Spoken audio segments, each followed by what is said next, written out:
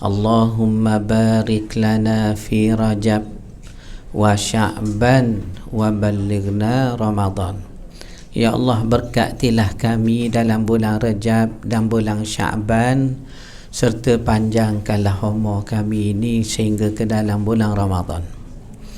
Doa ini, kata ulama, bila digunakan lafaznya berkat, menunjukkan memang bulan Rajab dan bulan Sya'ban ada berkatnya. Itu yang kita nak puasa sunatkah, ataupun kita nak beri orang makankah, nak bersedekah, nak mengaji sebagainya, kita nak gandakan dalam bulan-bulan yang berkat ini. Dan ibu bapa sekalian, kita hari ini nak menyambung pengajian Mutiara Tasawuf kita ni. Dah sampai kat mana dah tu? Muka surat 69. Muka surat 69. Bagaimana membina mujahadah. Bagaimana kita nak bersungguh, nak menjadi istiqamah buat baik. Mujahadah. Katanya, setelah kita memahami akan kepentingan mujahadah di dalam nak bina takwa dan makrifat, kenal kepada Tuhan, seharusnya kita berusaha untuk membina kekuatan mujahadah ini menerusi kaedah-kaedah yang telah dinyatakan oleh ulama. Maknanya, nak bina mujahadah ni sudah ditunjuk kaedahnya, kaifiat atau caranya oleh ulama berdasarkan pengalaman mereka. Perhatikan kata-kata ulama terhadap pembinaan mujahadah dalam jiwa para hamba. Pertama, kata Syekh Hasan Al-Qazzaz. Ini satu tokoh tasawuf. Kata Hasan Al-Qazzaz, mujahadah akan dapat dibina melalui 3 perkara.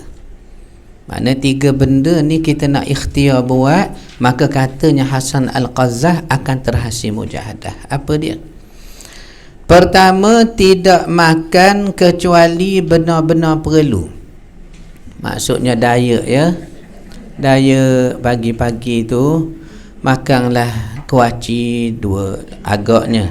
Bukan ini maksud dia puasa, memperbanyakkan puasa. Haklah mujahadah ni nak melawan syahwat, keinginan nafsu kita.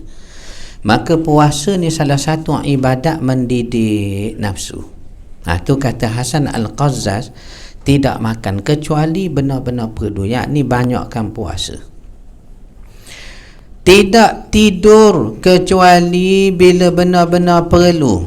Maknanya kita ni banyak tidur tuan, walhal umur kita sudah tidak banyak. Apa salahnya kalau orang yang ada fikiran jauh sikit, katanya betul lah malam ni Tuhan suruh tidur, tetapi nak bangunlah. Ada waktu-waktu yang disebut dalam hadis, Allah turun ke langit dunia, tidak maukah kita bangun? Ataupun hadis riwayat Muslim kata, Allah buka tangannya, ni metaphorically, kiasan, untuk menerima taubat pada malam hari kalau ada orang buat salah siang tadi. Dan Allah buka tangannya untuk menerima taubat orang berdosa malam tadi, yang mana dibukanya pada waktu siang ini. Nak menunjukkan taubat selalu dibuka sehingga kiamat. Soalnya kesempatan kita ni sahaja yang tidak banyak. Ibu bapa sekalian, di rumah kita tu ada kalender yang kita sangkut di dinding tu.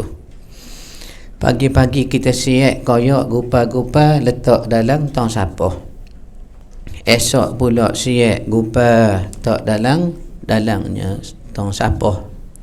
Kemudian kadang-kadang tak sempat, outstation kita banyak kerja nak buat tuan, nak balik kampung pun tak sempat sebab kerja banyak, nak balas Facebook, nak tengok friend request banyak sangat, banyak, menyebabkan ke kampung tak sempat balik tengok orang tua. Tak apa, hatta nak koyak kalender pun tak sempat. Ada kadang-kadang hari kita koyak 5 live sekali ko. 10 helai sekaligus. Sebenarnya kita mengoyak umur kita yang sudah habis. Ya. Maknanya kesempatan tidak banyak. Cuma bagaimana nak sedar ya? Nak memanfaatkan kesempatan yang ada, itu satu persoalan yang besar. Kerana ia berkait dengan mujahadah, kesungguhan, nak lawan, nak didik nafsu kah, sekian kah, tu yang menjadi satu persoalan. Itu Hasan Al-Qazzaz kata, nak jadi mujahadah ni kamu mesti banyak puasa. Kedua, tidak tidur kecuali benar-benar perlu. Sebab tu kuliah saya ni adalah kuliah yang paling disukai oleh jemaah saya. Kata mereka tak tahulah betul ke tidak. Kenapa? Sebab saya tak kisah orang nak tidur tak apa, saya tak ada peduli. Malah saya beri galakkan pula, tak bawa toto hari ni. Contohnya makna nak kata tidak tidur kecuali benar-benar perlu ni apa maksudnya? Banyakkan tahajud, mengambil peluang pada sepertiga malam, bakinya tak apalah. Nah, itu maksud dia ya. Ketiga, nak jadi mujahadah juga ni tidak berbicara kecuali bila benar-benar perlu. Kita tak bercakap banyak sangat. Mana manfaat masuk rekod malaikat menjadi pahala, kita ada sama. Benda-benda tak jelas, was-was, waham, ya ke tidak, ragu-ragu dalam Facebook, Instagram, kita tak nak share apa, tak nak lah. Makna betul lah tu. Tidak terlibat benda yang tidak perlu. Kalau bercakap pun bila benar-benar yang perlu. Suami tanya di rumah, masak apa hari ni? Tak usah tanya banyak lah, makan je sekarang. Maknanya benar-benar perlu. Saya buat contoh ya. Baik. Sambung lagi di bawah tu ya. Syekh Nasru Abazi pula, ni tokoh tasawuf ni. Apa katanya tentang mujahadah ya? Penjaramu adalah nafsumu, sijnuka nafsuka. Sebenar penjara kamu ni manusia tidak jauh. Nafsu kamu itu sendiri. Rupanya kita ni tuan apa boleh buat? Allah uji kita akan digoda dari dua jalan. Kata Allamatu Sya'rawi ni alim besar dalam bidang tafsir. Meninggal dah 26 tahun yang sudah. Punya alim sehingga kerajaan Saudi pinjam dengan kerajaan Mesir nak suruh ulama scholars ni mengajar di tanah Saudi. Bahkan Saudi menawarkan 1 liang lahat di Baqi' kepada beliau, kalau mati kami dah sedia dah. Saudi beri 1 tempat Baqi', tanam di sini. Tetapi beliau kata tanah di kampung saya yang lebih layak memeluk saya. Ni orang rendah diri sungguh tuan. Satu scholars besar dalam bidang tafsir, ahli tafsir dunia masa kini, meninggal dah 26 tahun sudah. Sya'rawi kata apa dia? Kita ni manusia digoda dari 2 jalan. Maknanya apa yang disebut oleh Nasru Abazi, penjara kamu ni manusia, nafsu kamu. Okey, baik, kita digoda dari 2 jalan, kata Sya'rawi. Pertama, jalan nafsu. Nafsu ni menggoda kita, menjadikan kita ni terheret kepada nak buat dahaka pada Tuhan kah, jauh dari rahmat Tuhan kah. Kedua, kita digoda juga dari jalan iblis atau syaitan. Nafsu pun goda tarik kita, syaitan iblis pun suruh kita ni dahaka ke Tuhan, betul. Makna ada 2 jalan yang menggoda kita setiap hari. Dah macam mana kita nak kenal? Godaan iblis ke godaan nafsu? Yang ni nafsu kah atau godaan iblis kah? Kata Sya'rawi, godaan iblis bersifat umum, manakala godaan nafsu bersifat khusus. Maknanya iblis contohnya bila dia hasut satu orang suruh buat jahat, Contoh katanya suruh meropok bank lah ataupun meropok rumah orang. Maka ketika satu orang mahu merompok, dia terkena godaan iblis. Godaan iblis. Cuma bila sampai tempat dia nak buat jenayah tu, dia tengok rumah banyak sangat, besar-besar belaka. Maka dia pun tengok ada satu rumah kecil, nak masuk rumah kecil, sudahlah, sebab mudah nak keluar ke lari ke apa, mudah. Jadi sewaktu ia memilih-milih mana kejahatan dia nak buat, ia terkena godaan nafsu. Nafsu mengkhususkan kejahatan yang umum. Iblis dia tak kira awak nak pergi rumah mana pun, asal awak merompok saja. Tapi nafsu alang-alang nak merompok, kata dia, muda hanya sekali, alang-alang hidup, alang-alang menyelut perkasan biar sampai ke bakal lengan. Kejar yuk kejar, agi hidup agi ngelaban, kata dia. Maka apa jadinya? Alang nak buat jahat, biar itu nafsu. Itu nafsu. Ya. Pencetusnya nafsu ke iblis? Dua-dua jalan. Cuma kalau benda tu bersifat umum, kita tahu dah dicetuskan daripada iblis. Kalau bersifat khusus, dua-dua pencetus belaka, tapi dicetuskan khusus ini daripada nafsuku. Nafsu kita, ya. Baik. Ustaz, ya. sifat umum ni kalau mencuri ni rasanya dalam pilihan ni tak ada kot. Sifat umum yang orang biasa macam kita je lah. Ya. Alah, nak buat contoh tu suka juga tu, tapi kita akan cuba buat contoh pelan-pelan bang, ya. Kita akan buat pelan-pelan contohnya. Cuma tuan-tuan, saya pernah sekali diajak orang ni abang angkat saya lah, daripada Singapura. Beliau ni suka beli hartanah, rumah, tanah, beli. Satu hari dia telefon, abang nak ambil ustaz, nak pergi tengok rumah, abang nak beli rumah baru. Saya ni tak tahu tuan kenapa, ya.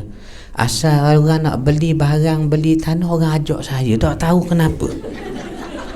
Mungkin saya ni halah jenis tengok je kot, ni ajak saya. Saya kata baik, saya siap. Dia pun mari ke rumah, dibawanya kereta Lamborghini dia. Saya tak pernah naik dalam hidup saya, sekali itu je lah naik. Mana tak pernah saya naik, tak pernah. Dia mari suruh saya naik, baru saya tahu tuan, ya, rupanya kereta Lamborghini, kereta Ferrari ni kita naik kena belunjur kaki, pasal dia rendah, kena belunjur gitu. Sebab itu sejak itu kalau saya tengok, saya mengajar di masjid, surau jemaah belunjur kaki, saya kata ada Ferrari dia tu, agaknya ni belunjur kaki tu agak saya, ya. Baik. Kemudian dia bawa saya tengok rumah dia nak beli, tuan. Rumahnya 5 tingkat. Setiap tingkat ada 5 bilik bang, 5 bilik. Siaplah semua perabot begini ada 5 bilik. Naiknya pakai lift. Bilik yang tingkat paling atas, satu bilik je macam master bedroom gitulah. Saya pun naik ke atas. Bilik luar ada taman hijau gitu. Betul lah orang tua kata, kita ni jangan sampai lebih 3 hari tak pijak tanah. Oleh kerana 5 tingkat, nak turun tiap-tiap hari payah, dibawa tanah naik ke atas sana. Agak saya. Apa jadi? Saya kata, abang nak beli ke ni, abang Zainal? Dia kata nak beli. Harga sekitar 8 juta. Kita tak apalah. Cuma tuan, berapa orang beliau nak duduk ni? 3 orang. Dia, bininya dan anak perempuannya umur waktu itu 8 tahun. Pada saya lah, setelah saya bercakap pun dengan beliau minta pandangan. Ni yang saya nak sebut ni. Terkadang ini godaan nafsu. Tu contoh tu bang. Hatta dalam kita nak satu benda, halal duit kita, sumber kita halal, tak ada menyakit orang, tak ada menyusah orang. Tapi ni pun dipanggil godaan nafsu. Keinginan nak duduk 3 orang rumah begitu. Sebab tu saya kata rumah macam ni perampok tak masuk, takut sesat ustaz, kata dia. Jadi atas dasar itu, Kita nak kena-kena tu nafsu dengan iblis. Yang mana ya, khusus dan umum. Baik, sambung. Lelaki menikah banyak tu Ustaz. Kat mana soalan tu bunyi macam sayuk kat mana tu? Ya, macam mana tu? Yang berkahwin banyak ni ya? Saya benda-benda begini saya rasa dah masing-masing mungkin dia boleh tahu dirinya macam mana. Sebab itu Nabi kata tengok ya. Nabi SAW ni ketika diturunkan ayat Al-Quran, i'dilu huwa aqrabu littaqwa, berlakulah adil kerana ia dekat dengan takwa. Tetapi nak berlaku adil ni payah. Dalam peperangan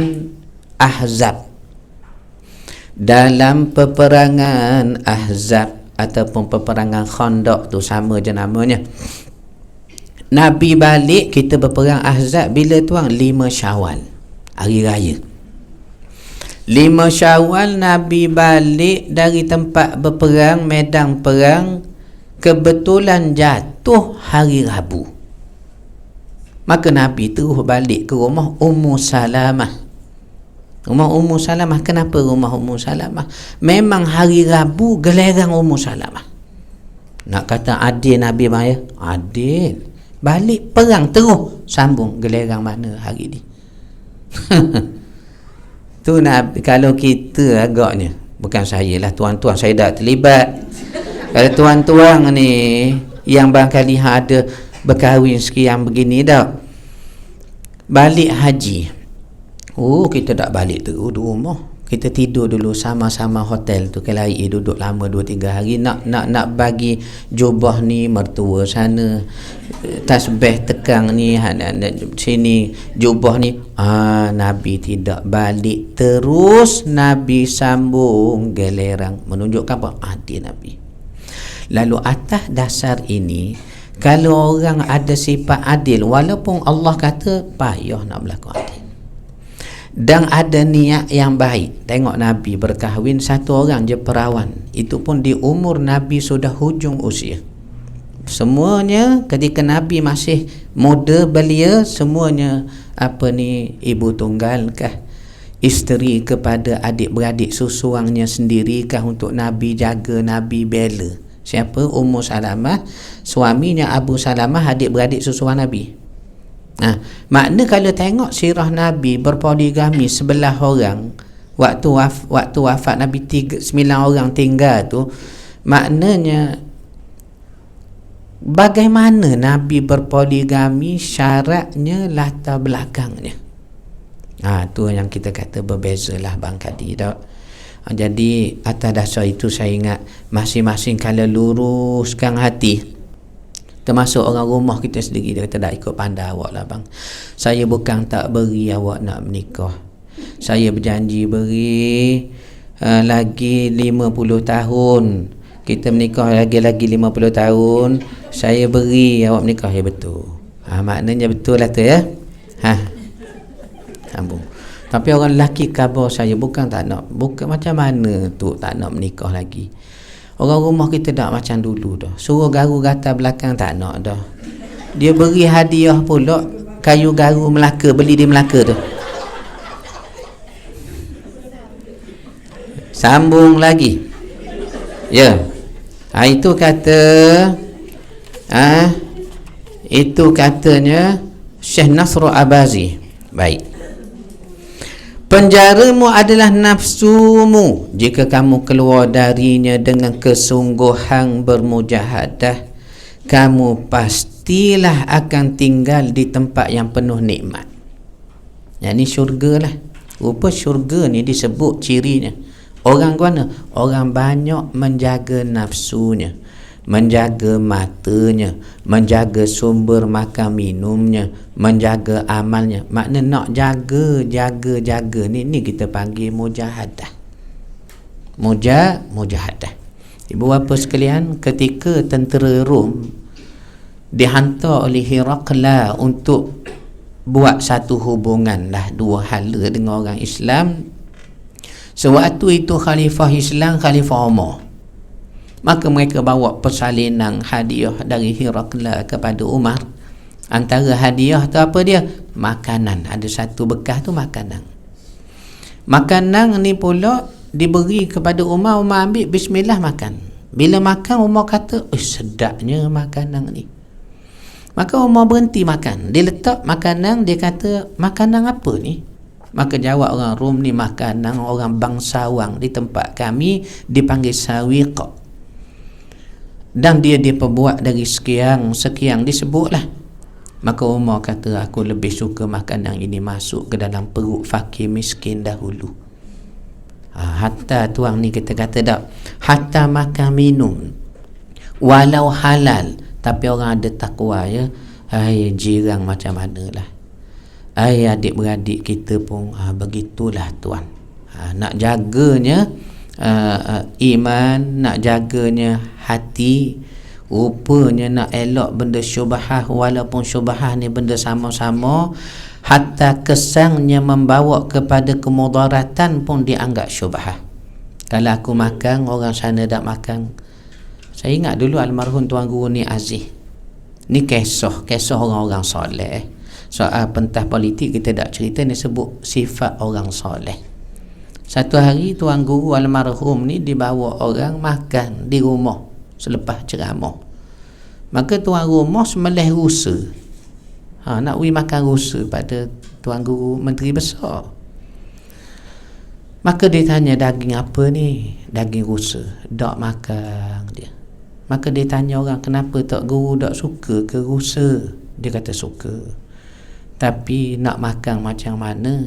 Mengenangkan orang Kelantan ni berapa ramai lagi tak makan daging rusa ni. Ni dia panggil takwa. Takwa ya, takwa. Mujahadah walaupun halal, tapi ni yang kata takwa, terhasil takwa padanya dengan Allah Subhanahu Wa Taala. Ya. Syekh Abu Ali Ad-Daqaq pula kata, barang siapa menghiasi zahirnya dengan mujahadah, bersungguh dia nak buat kebajikan, bersungguh juga jauh keburukan, maka Allah membaiki batinnya, jiwanya dengan musyahadah. Kita mujahadah, seakan-akan hati kita nampak Tuhan. Musyahadah. Ketahuilah bahawa seorang yang dalam awal perjalanan hidupnya nak tuju Tuhan tapi tak nak bermujahadah, maka dia tidak akan mendapatkan lilin yang dapat menerangi jalannya. Mana orang yang merasai kemanisan iman tu, adakah orang duduk berehat saja? Tidak. Berperang, tak, berpuasa, bangun malam, infak harta. Maknanya semua orang mujahadah. Zunnun al-Misri berkata, Allah tidak akan memuliakan seseorang hamba dengan kemuliaan yang lebih mulia, melainkan Allah tunjuk pada dia hina nafsunya. Maknanya Tuhan nak beritahu di sini, nafsu ni hina, tetapi tidak semua hati manusia ni boleh tengok hinanya nafsu. Maka bila Allah nak beri mulia pada satu orang, Allah campak pada batinnya sehingga dia dapat rasa tak boleh ikut nafsu ni, pasal nafsu ni tak baik. Ini kemuliaan. Dan Allah Ta'ala bila dia nak hina satu orang, dia akan memadam mata hati satu orang itu untuk merasai, meyakini bahawa nafsu ni adalah satu perkara yang buruk. Mana kalau orang dia berjaya jaga diri daripada nafsu, mujahadah, Allah sedang muliakan dia. Kalau ada orang pantang apa terlintas nafsu dia ikut, Allah sedang hina dia. Tu katanya perkara ini tidak akan berlaku melainkan dengan mahu mujahadah. Mahu mujahadah. Cuma sebab kepada mujahadah ni ada dah. Antaranya berkawan orang soleh. Kita imam ni tuan, pasang surutnya lebih cepat kata Nabi daripada air yang menggelegak. Kan bergerak hati begitulah. Iman naik turun. Ada naik tapi banyak turun iman kita ni. Kalau kena hari molek, mau berzikir, tenang hati, bercakap pelembut dengan orang kejut, orang bangun sembahyang subuh, tak baik cakap. Tu pun minta maaf semua dengan suami, minta maaf bang, saya kalau ada salah silap takut mati malang ni. Memang saya akui suara saya ni kuat semua dengan awak. Saya bukan marah awak, saya ni memang keturunan Panglima Hitam. Jadi atas dasar kalau kena hari imam dia molek ya, tapi banyak imam kita turun. Imam kita turun. Maka katanya tak ada cara lain. Cari kawan soleh. Satu. Hasanul Basri kata cari kawan soleh. Dia boleh mengimbangi istiqamah dan mengimbangi mujahadah untuk terus berada dalam jalan yang benar. Kawan yang soleh. Tengok dalam WhatsApp group kita tu, grup apa hak kita masuk? Grup orang soleh, grup surau marhabang berzanji, betul.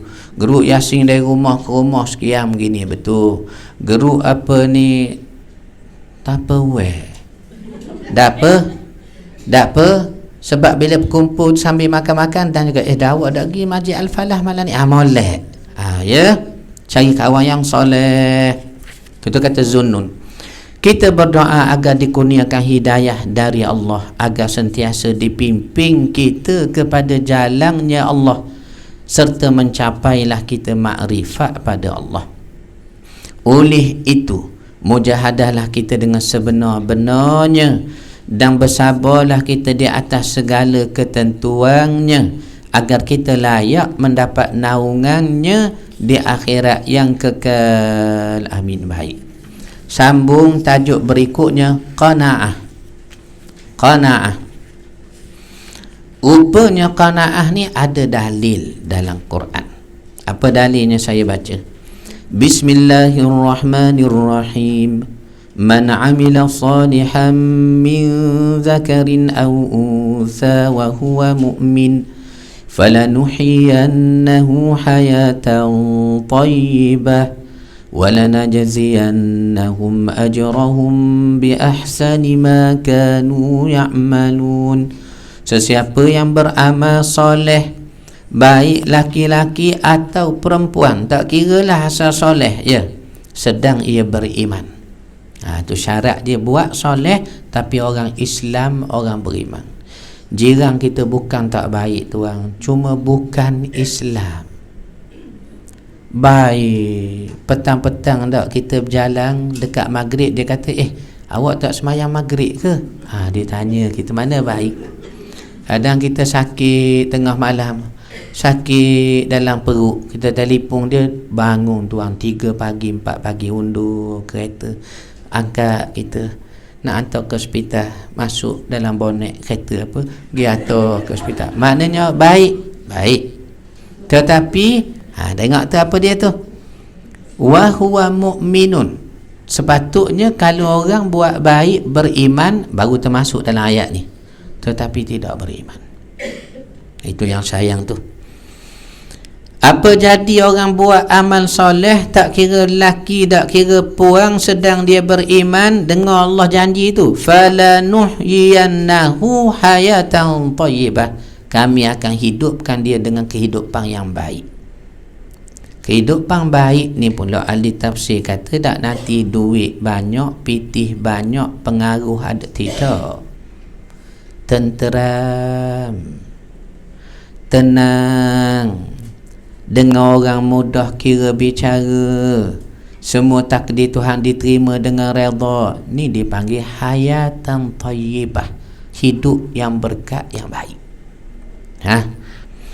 Walanajziyannahum ajrahum bi ahsani ma kanu ya'malun, dan kami akan balas mereka dengan pahala yang berganda-ganda di akhirat kelak, di atas apa yang telah mereka usahakan. Surah An-Nahl, surah An-Nahlu, yakni lebah, surah lebah ayat 97. Definisi qanaah, apa maksud qanaah ni ya? Qanaah dari segi bahasa ialah suatu sifat yang merasa cukup serta puas dengan apa yang telah dikurniakan Allah, dan merasa tunduk serta akur terhadap kurniaannya. Mana hak Tuhan beri kita sudah banyak, cuma yang kurang kitanya dengan Tuhan syukur kurang. Nikmat Tuhan sudah banyak diberi, Syukur kita kurang. Sudahlah kurang syukur, tak qanaah pula, tak merasa cukup. Tidak merasa cukup. Antara tanda-tanda orang bersyukur inilah qanaah, cukup dah Tuhan bagi. Itu tanda syukur ya. Saya ingat dah sambung dah kerja tu, walaupun pihak universiti nak suruh sambung lagi 5 tahun, kata tak dah aku. Cukuplah apa yang ada di rumah tu. Duit dalam bank pun dalam 60 juta cukup dah. Anak-anak semua dah secukup ya. Manakala dari segi istilah tasawuf pula, kita cuba menukilkan pendapat sebahagian ahli tasawuf di dalam menjelaskan takrif sifat terpuji ini. Pertama, Muhammad Ali At-Turmuzi, tokoh tasawuf, apa katanya? Qanaah ni ialah jiwa kamu yang rela. Qanaah ni dia mari dari hati, rela, terima terhadap pemberian rezeki yang telah ditentukannya. Ya, rezeki bukan saja soal Tuhan beri, soal bagaimana kita terima. Cuba tengok dok, Asyah dengan Fir'aun menikah, tak dapat anak. Maryam tak menikah, boleh anak. Ni kita panggil rezeki bahagian masing-masing. Padahal Fir'aun ni tuan, dia bukan satu orang yang mandul, tetapi Allah jaga Asyah yang beriman daripada disentuh Fir'aun, yang mana kata ahli tafsir sepanjang hidup rumah tangga mereka, tiap-tiap malam syaitan menyerupai Asyah, lalu Fir'aun tidur dengannya. Jadi Asyah selamat. Ni cara Tuhan nak selamat orang beriman, orang soleh. Tapi Maryam tak ada menikah, tak ada kahwin, tak dapat anak. Bahagian rezeki masing-masing. Lalu yang menjadi qanaah dalam hal menerima takdir rezeki bahagian masing-masing ialah kamu redha ke tidak ni. Kalau redha, awak qanaah. Satu orang tuan-tuan, barangkali saya dah cerita dah ni, kehilangan anaknya dalam jungle trekking. Jungle trekking masuk hutang tu, macam budak-budak anak serigala scout tu, masuk dalam hutang. Bila masuk dalam hutang checkpoint pertama dia lapor diri. Jalan lagi hutang, naik bukit, turun pokok apa semua, checkpoint kedua lapor diri. Sehingga checkpoint terakhir keempat tak ada mari. Sedang nak maghrib, nak gelap dah. Dalam hutang kau gelap. Maka orang pun cari, masuk berita viral di Malaysia. Allah yarham adik Ahmad Rafiqin. Kalau tarik Google keluar balik, ni jirang saya mati. Maka orang pun cari tu, Ahmad Rafiqin, orang tanya. Kenapa Datuk buat contoh kuat sangat suara tu? Takut mana ada hak mengatuk menjadi segar balik. Begitu je lah cara nak tu ni dalam kelas ni. Dia panggil Rafiqin, panggil tak ada. Maka bila dah masuk gelap, dok dia cari dalam hutang, bahaya apa? Polis dipanggil, panggil bomba, panggil cari dalam hutang. 3 hari 3 malam cari. Biasa cerita gitu sama ya, mesti 3 hari. Tapi 3 hari sungguh cari, berjumpa telah mati. Anak muda ni mati dah, umur 16 tahun, tingkatan 4, mati. Barangkali terjatuh ke apa, sebahagian badannya terendam air tepi sungai. Lain ni masih atas darat, mana mungkin boleh menapah apa, mati dah habis umur. Maka polis pun bukuhlah sekian usung wak balik di rumah. Bila wak balik tuan-tuan, umi saya, mak saya ni telefon sama, berdoa lah, semayang ajak dah ke jiran kita. Kata yelah mi, semayang ajak lah, berdoa apa. Dengar berita berjumpa, saya balik. Bila balik tuan, saya pergi rumahnya. Ibu bapanya siapa? Guru bahasa Inggeris. Suami isteri ni guru bahasa Inggeris. Sampai sekarang saya buat contoh dalam YouTube pun banyak. Sampai Cikgu Azman pun selalu dengar saya buat contoh beliau sekeluarga ni. Maka bila beliau tengok saya dari jauh, nampak saya dari jauh, menangis dia. Saya pun menangis, dia jirang baik sangat. Nangis ke saya peluk dia. Saya kata, sabarlah cikgu. Begitu je lah hak boleh kata tuan ya.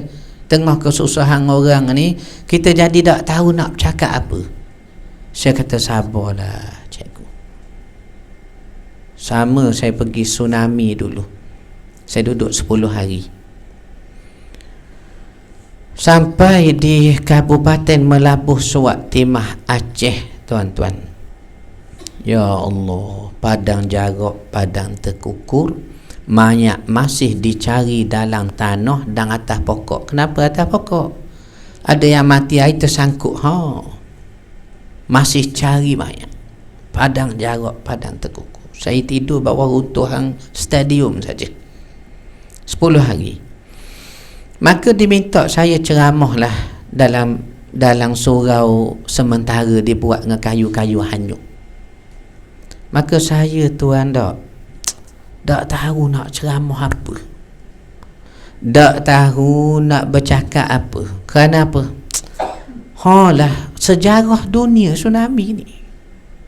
Saya sehingga ada satu orang menangis peluk saya, Pak Ustaz, sampai ke mati saya akan menyesal. Kenapa? Saya pegang mak saya, air terlalu laju, tak nak buat apa, saya lepas. Allah tuan, sampai ke mati teringatlah dia.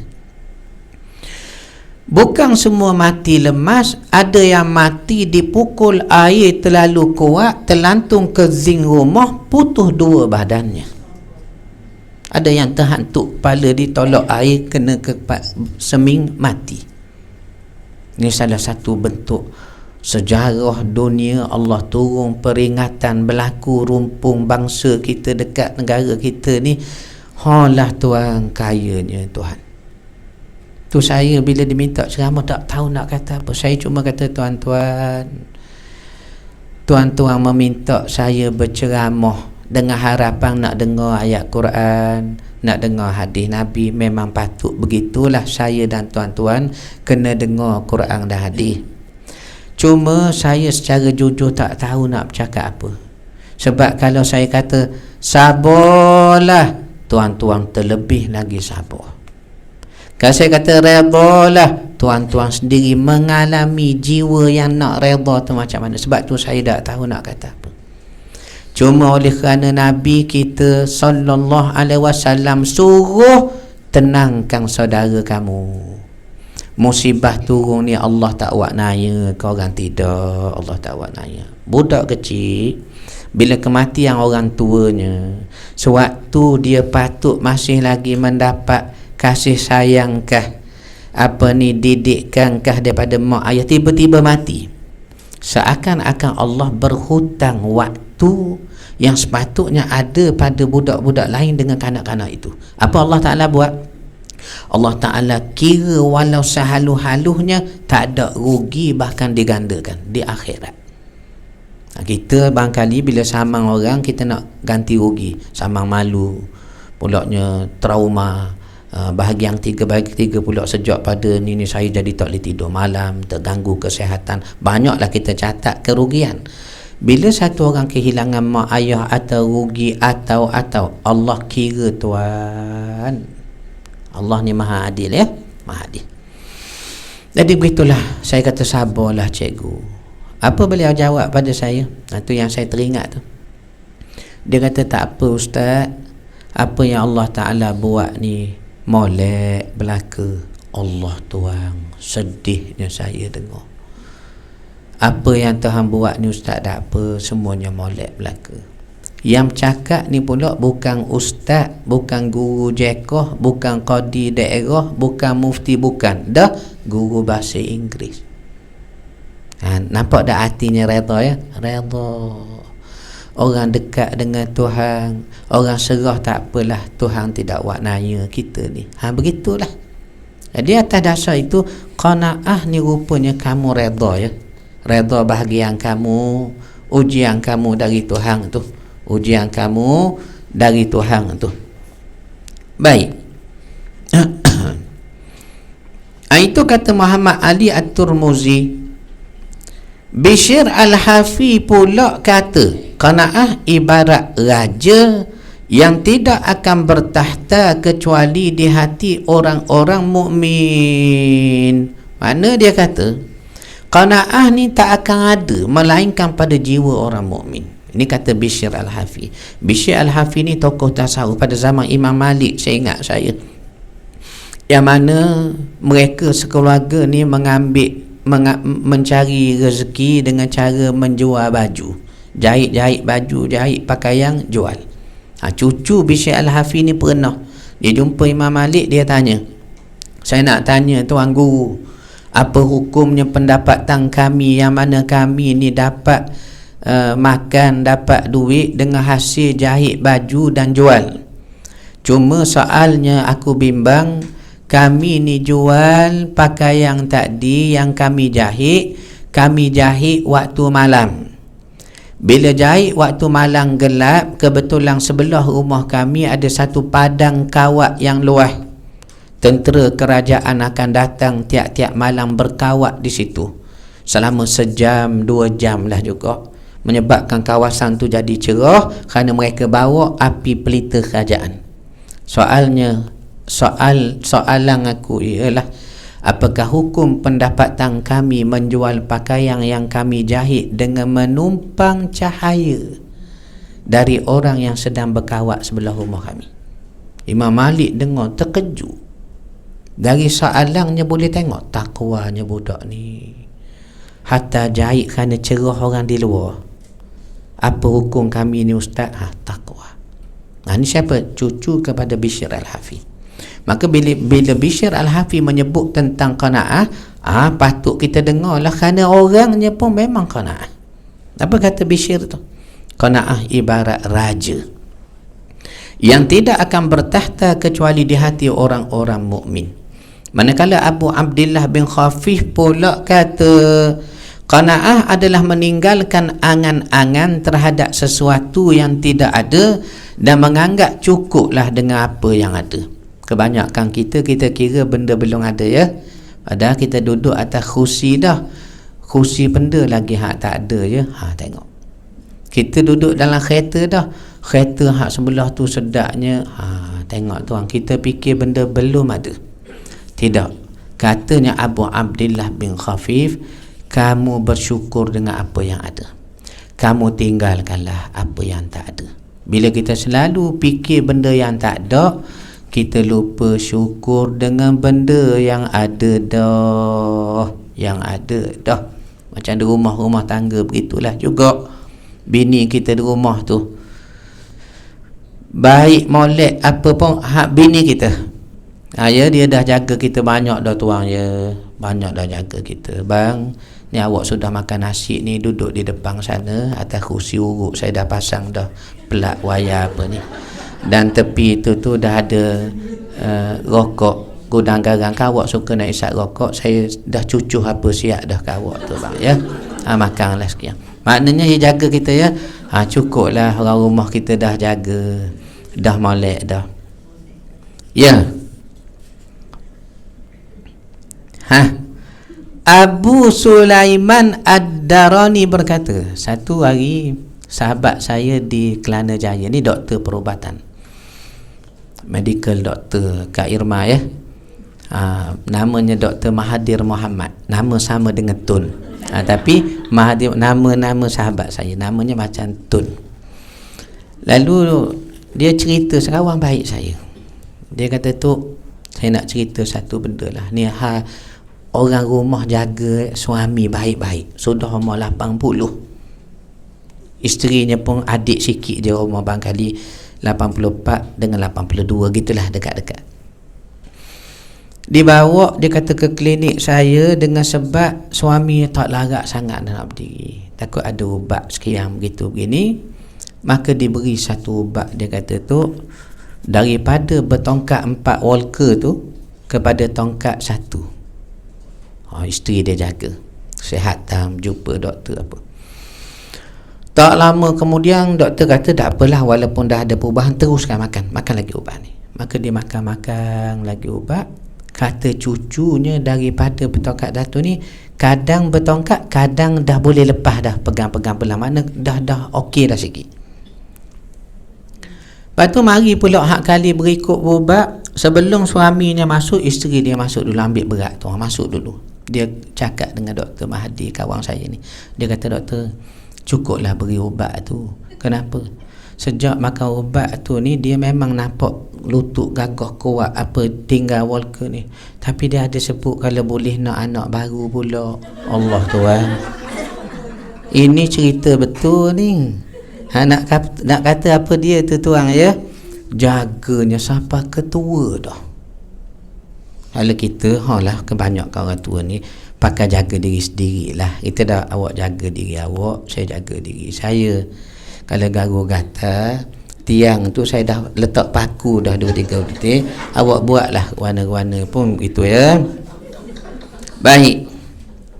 Itu kata Abu Sulaiman Ad-Darani. Qanaah kerana rela kedudukannya adalah sama dengan warak kerana zuhud. Qanaah adalah permulaan rela, sedangkan warak itu sendiri adalah zuhud. Muhammad Al-Kattani pula kata tu, barang siapa yang menjual tamak, kita ni setiap kita ni ada sifat tamak, tapi kalau kita betul nak buang, kita kena jual dengan qanaah. Awak ambil tamak, mari saya qanaah. Qanaah merasa cukup. Sesiapa menjual tamak dengan qanaah, merasa cukup, maka dia akan memperolehi kemuliaan harga diri. Orang tamak ni selalu rugi. Orang tamak ni orang nampak hina. Tapi kalau orang berpada-pada, nampak dia ada prinsip, nampak orang sekian. Abu Bakar Al-Maraghi pula kata, orang yang sehat akalnya adalah orang yang mengatur urusan dunia dengan sikap qanaah, serta mempercepatkan tugas dalam mengatur urusan agama dengan ilmu dan bersungguh-sungguh ijtihad. Sebahagian ahli tasawuf pula kata, qanaah adalah sentiasa tenang dalam semua keadaan. Tenang dia. Ni orang qanaah, tak apalah. Ni macam mana gawat ikon, tak ada apa. Tuhan dah tentu kita begini, kita tak akan boleh lari dengan takdir Tuhan. Tapi kita boleh bina hubungan dan keyakinan dengan Tuhan dalam semua keadaan. Ni 2-3 hari ni orang kata huru hara negara kita kerana sekian begitu begini dalam nak menentu siapa pemimpin. Orang kata huru hara, saya tak ada berasa huru hara. Makan minum molek di rumah, berehat, tak ada huru hara langsung. Maknanya sebab apa? Barangkali tuan ya, kita katakan tak apa, ada benda akan selesai dengan masa. Ada benda kadang selesai dengan masa. Masa berlalu, selesai. Ada benda kadang-kadang Tuhan uji supaya selama ni awak sebut hidup Ustaz Rashidi, hidup Ustaz Rashidi. Sekarang ni ya Allah, oh ya Allah. Itulah yang Tuhan nak tunjuk pada kita tu. Ya. Itu kata Abu Bakar Al-Maghari dan sebahagian ahli tasawuf. Sebahagian ulama ketika ditanya siapa orang yang paling qanaah sekali, mereka jawab orang yang selalu memberi pertolongan meskipun dia pun taklah banyak sangat kekayaannya, tapi beri. Inilah beberapa definisi qanaah yang sempat kita nukilkan dari pelbagai pendapat yang telah dinyatakan oleh sebahagian ulama dan ahli tasawuf. Namun secara kesimpulannya dapat difahami bahawa qanaah itu adalah sifat rasa cukup dan rasa puas terhadap apa yang telah Allah kurniakan. Walaupun pada zahirnya manusia kata sikit, tapi hatinya dah apa, cukup dah. Keutamaan qanaah. Apa keutamaan qanaah ni Ustaz? Qanaah adalah maqam yang tinggi, meliputi hati. Tu dia sebut hati sebab tak akan berlaku redha melainkan hati merasa cukup. Qanaah lah, meliputi hati ya, lisan dan anggota badan. Ia mengandungi sabar, redha dan dibuktikan dengan amal. Oleh kerana itu Allah mengangkatlah kemuliaan para hamba-Nya dengan mengurniakan rasa qanaah di kalangan hamba yang terpilih. Maknanya bukan semua orang ada qanaah ni. Imam Khusyairi di dalam risalah Khusyairiyahnya, hebat Imam Khusyairi, punya rendah hati. Dia tak namakan karya agungnya dalam bidang tasawuf. Kalau sebut bidang tasawuf, antara karya agung ialah karya Imam Khusyairi yang bertajuk Risalah Khusyairiyah. Punya rendah diri tokoh tasawuf ni, dia tak namakan karya agungnya itu kitab. Dia beri nama Risalah. Dia tak kata kitab, dia kata risalah. Apa beza kitab dengan risalah? Kitab ni kita tahulah buku tebal karya. Risalah ni ialah surat-surat, beberapa helai yang surat. Ni bukan buku, seolah begitulah kalau tanya penulisnya, ini surat-surat nota saja saya catat. Rendah diri dia, rendah diri. Walhal ini karya agungnya dalam bidang kesufian. Surat-surat risalah. Apa katanya? Di dalam kitab Zabur diungkapkan bahawa orang yang qanaah adalah orang yang kaya meskipun serba kelaparan. Dalam kitab Zabur, Zabur kalau sekarang dipanggil apa tu? Sam. P-S-A-L-M. Sam. Catat je. Sam. P-S-A-L-M. Sam ni ada dalam Old Testament. Kalau Old Testament tu dianggaplah Taurah lah, 5 kitab awal tu. Genesis, Leviticus, Numbers, Exodus dan Deuteronomy dianggap kononnya Taurah, Old Testament. Kemudian Sam, P-S-A-L-M, Sam, Zabur, Mazmur. Kononnya dalam perjanjian lama tu juga ada kitab Zabur Nabi Daud. Kemudian New Testament yang dikatakan Injil lah. Injil tu pun dikatakan dalam 4 gospel awal tu, Matthew, Mark, Luke and John.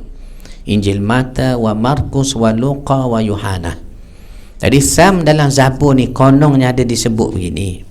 Diungkapkan bahawa orang yang qanaah adalah orang yang kaya. Siapa merasa cukup, dia kaya meskipun serba kelaparan. Betul. Bahkan kata sebahagian ulama, Allah meletakkan 5 anugerah ke dalam 5 tempat. Dalam 5 keadaan ni ada 5 kelebihan. Apa dia? Pertama, Allah letakkan kemuliaan dalam taat. Orang taat pada Tuhan, nampak tak kedudukannya, kemuliaan dia, ya. Kedua, kehinaan dalam maksiat. Orang dahaka pada Tuhan ni, Tuhan nampak tak hinanya. Ketiga, kehebatan dalam melaksanakan solat malam. Orang buat solat malam walau orang tak tahu ni, Allah campak rasa haibah, hebat dirinya sembahyang malam.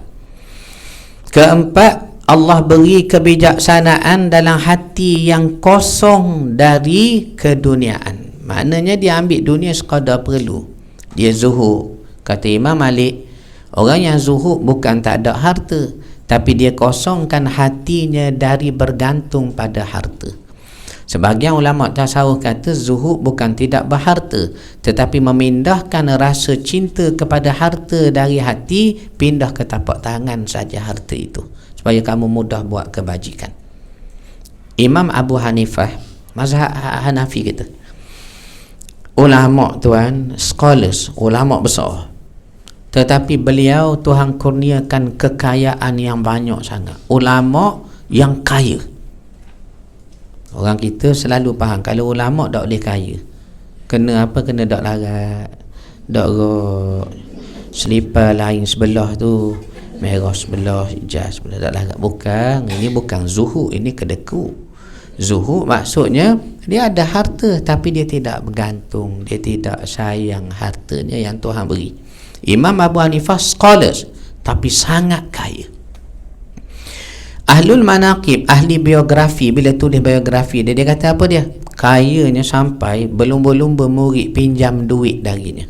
Kita sekarang terbalik, tok guru pinjam pitih anak murid, itu pun nak bayar lambat. Anak murid nak minta segang lah tuan ustaz kita kan. Ya tak, ya mari jumpa kita, tolonglah nasihat ustaz ni, bayarlah hutang dia pinjam duit. Saya kata, ji, saya tak mau masuk capur benda-benda gini ji. Berapa dia pinjam? Tak banyak tu, 300,000. Berlaku sungguh ni 300,000 dipinjam dengan jemaahnya, tak bayar. Dah haji tak minta tu, saya telefon tak angkat, saya guna nombor lain dia angkat, tapi dengar suara saya letak. Maknanya ni kau telefon payah angkat tu. Dulu waktu nak pinjam tak bunyi ringing lagi, angkat dah. Ya, ada apa? Mana sekarang dah pergi rumah, pergi. Bila pergi rumah nampak macam ada orang terbayang kat lasi apa, tapi tak buka pintu. Beri sana Assalamualaikum, tak buka pintu. Macam tuan-tuan lah, kalau orang tak beli mari di rumah masa kecil-kecil dulu, Assalamualaikum, nak ajak pergi semayang, senyap, ambil selipar masuk dalam, dia yang tutup lasi dia. Begitulah. Tetapi Imam Abu Hanifah punya gaya boleh memberi pinjam kepada muridnya.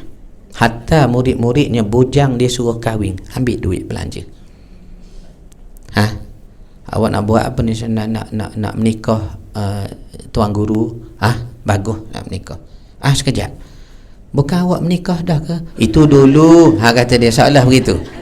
Maka dia tanya dulu, sehingga dapat dia memberi pinjam, kaya ya. Tetapi qanaah dia ada. Pada suatu hari Imam Abu Hanifah berjalan di tengah panas terik, sedangkan muridnya ada tepi dia. Apa kata muridnya? Tuan guru, kita berjalan bawah pokok-pokok tu lah, teduh sikit tepi-tepi jalan ni tengah panas ni. Dia kata tak boleh. Kenapa pula? Orang yang tanam pokok-pokok tu adalah orang yang masih berhutang dengan aku. Kalau aku jalan bawah pokok dia teduh sejuk, seakan aku mengambil riba keuntungan dari hutang yang aku beri pada dia. Nampak tak takwa dia, qanaah dia? Itulah kata tuang ya. Kaya satu benda, tetapi boleh beri infak atau tidak bergantung pada harta, masih dipanggil qanaah. Mana qanaah bukan bererti orang tu susah, tidak. Bagaimana ia tidak bergantung pada hartanya, merasa cukup dengan ketentuan Tuhan padanya, dan disebut tadi apa dia tu? Dia sentiasa memberi sekalipun dalam keadaan kekurangan. Ya. Kelima, Allah berikan juga kekayaan kepada orang bersifat qanaah. Tak apalah, cukuplah. Merasa kaya. Ya. Macam mana kita nak identify sama ada orang tu dia bersifat pemalas ke ataupun dia Ya. ada sifat qanaah? Tunya tuang punya badang tu tahu selama mana tidak bertentangan dengan syarak. Syarak suruh kerja kerana kerja ni termasuk dalam ibadat. Tetapi kalau orang menyalahi syarak dalam kerja-kerja yang Tuhan suruh, mana beramal, ibadat, cari rezeki, ada tanggungjawab, ada. Kenapa? Ni baru boleh kita letak kategori menyalahi syarak, yang kita panggil malah agama tak beri. Tak ada produktiviti, agama larang. Maknanya kita kena tengok jugalah. Pokok pangkal dia syarak. Syarak kata ke mana? Syarak kata ke mana? Cuma paling jauh yang pernah kita sebut dulu, pernah orang bertanya pada Saidina Ali. Dia tanya bukan nak tahu dia ni baik ke tidak, dia cuma kata, macam mana agaknya saya nak tahu hati saya ni masih dunia kah ataupun sudah akhirat? Maka dia kata tak payah. Saidina Ali kata, bayangkan orang datang kepada kamu lalu beri hadiah, kamu terima, awak masuk ke dalam rumah, kamu gembira. Tak lama kemudian orang mari minta lah benda-benda sedekah lah pada saya, ustaz. Awak pun ambil hadiah orang beri tadi, teringat ataupun duit sendiri dalam laci ke, beri ke dia, pun awak rasa gembira. Cuma antara kegembiraan menerima hadiah dengan kegembiraan bersedekah kepada orang lain, mana lebih besar gembira itu? Kalau lebih besar kita terima, kita masih dunia lagi. Kalau lebih besar tolong orang seronok suka, hati kita sudah ke akhirat. Itu je neraca dia ya, disebut oleh Saidina Ali. Mana barangkali boleh kita kiyah-kiyah lah ya dalam situasi itu. Baik. Ya. Kekayaan dalam sifat qanaah ya. Bahkan di dalam menggambarkan betapa pentingnya qanaah ini, Ibrahim Al-Marastani sendiri pernah berkata kepada murid-muridnya, balaslah tamak halabamu terhadap dunia ini dengan qanaah, dengan datang sifat rasa cukup, sebagaimana engkau membalas musuhmu dengan qisas. Subhanallah, betapa qanaah itu